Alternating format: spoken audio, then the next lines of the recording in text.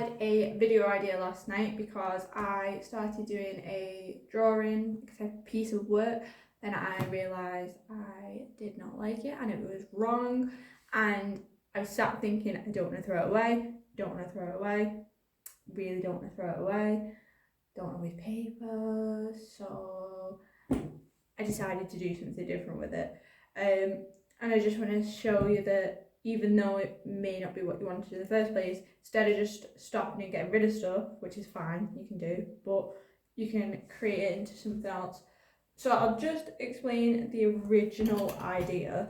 So yes, it's in my sketchbook and it is upside down, because you know, why not? So this is what was created afterwards. It is a pig-nosed, lemur-tailed, uddered, spiky lion. So the lion was supposed to just be a normal lion, and then the muscular lion, and then a skeletal lion. So I was copying from this book because I just want to get better at, you know, drawing from reference. So I was doing it. As you can see, obviously they're not for scale, so I've not traced them. But I got halfway through and I realised this leg is just off. It's just not where it's supposed to be. It's not right. So I thought, well, how do I fix it?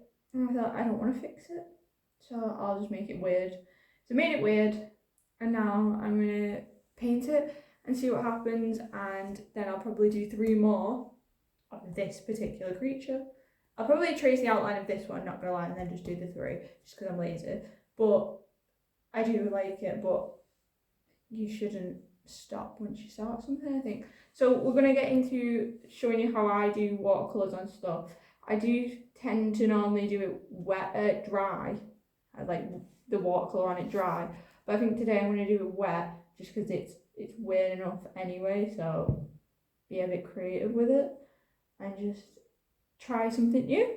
So I'll start off the first colours and we can go from there.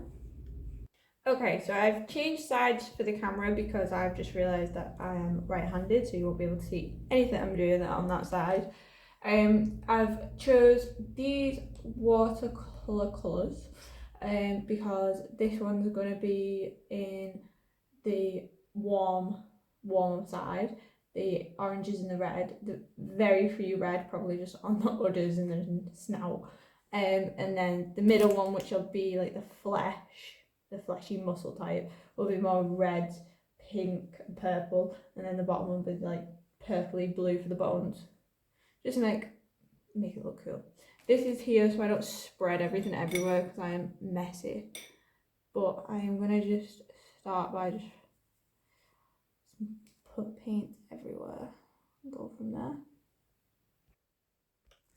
So at this point I started to realise that I cannot talk and film at the same time because I have the most terrible concentration and my idea of multitasking is awful. So I have sped up this video and decided I would speak over it and just give a little overview of what I'm doing, because to be fair, it's clear to see what I'm doing, but to just give a bit more of an idea, because obviously as you can see I'm doing a light wash here of the lightest colour that I've chosen.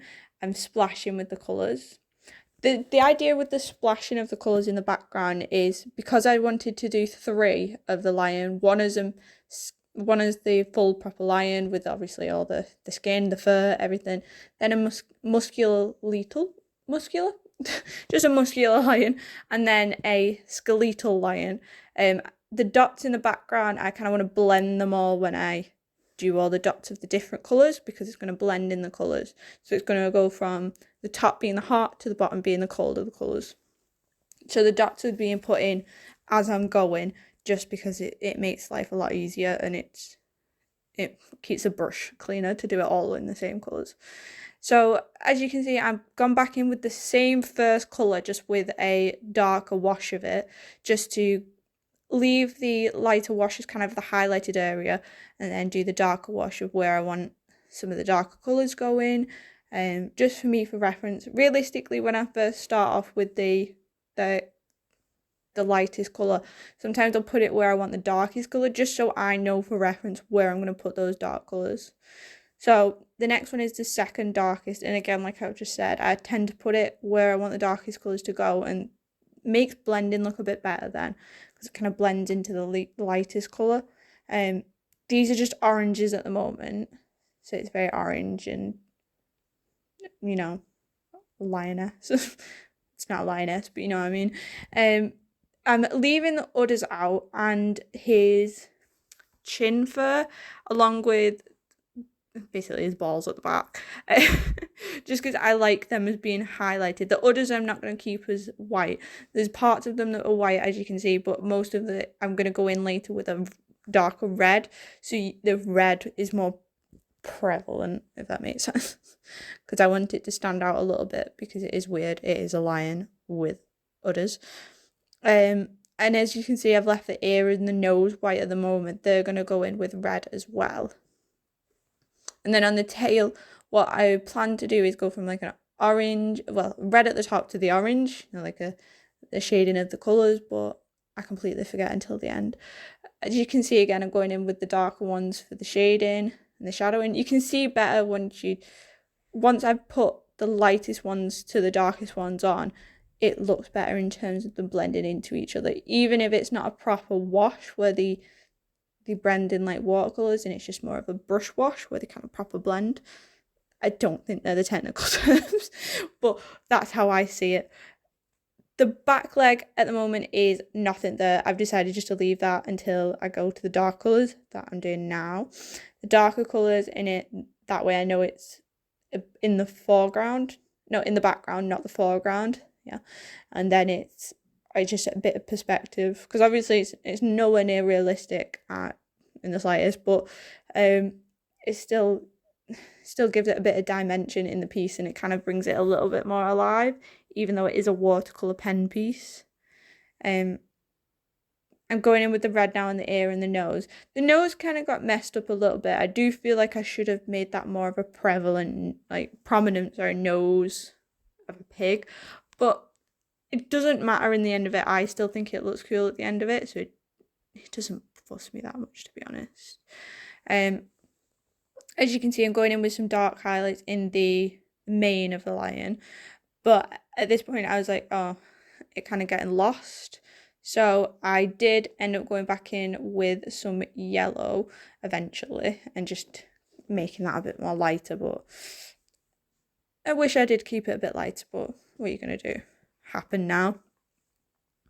So I do go in with black a bit later on, but I'm still going in with darker colours for the shading and to make it look, obviously, like there's dimension there, and it just looks kind of cool. It's a lion with udders. What more can you say, really? So keep going in with the reds.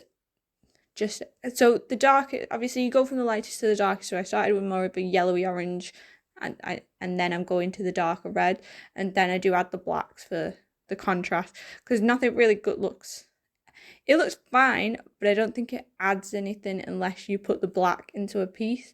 Once you put the black in there, the contrast, and then with the contrast from the black to the highlights with the colours, it makes it look better. Even the most rubbish thing done in colours, you add a bit of black and a bit of white and it looks great. In my opinion anyway. Some people may not agree. But it just makes the highlights so much better and gives it so much more dimension. As you can see, I'm going in with the black now. Went in with some of the under the udders so you could see where they were sitting.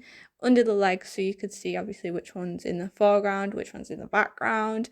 And just building up the piece as I go. I do think it looks cool. I'm just finishing off the black now, and then I will probably do a few splashes of the black, just so when it blends in all the colours together, it doesn't look so odd when they're all blending. So I'll let you watch the ending of me completing the piece, and I'll show you the ending shortly.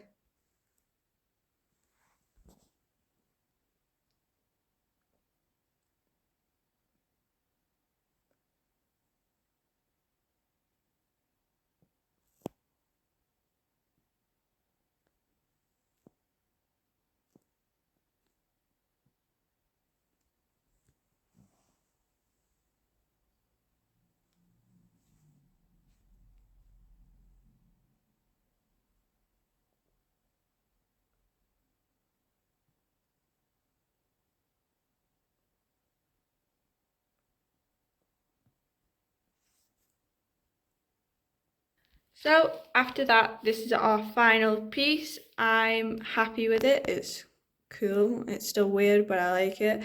And I like all the watercolours and how they blended. It's not anything realistic and it is definitely not done perfectly. But yeah, it's cool, and I'll be doing 2 more. I can post them if you want, but it's up to you. I have to do a lot of setting up to do it, but I will do if you want that. But yeah, so that's all of it done. So lesson learned, I shouldn't quit everything straight away. Or maybe I should, whatever you think, but I like it, so well. If you'd like to see another one, just give me a thumbs up. That'd be great.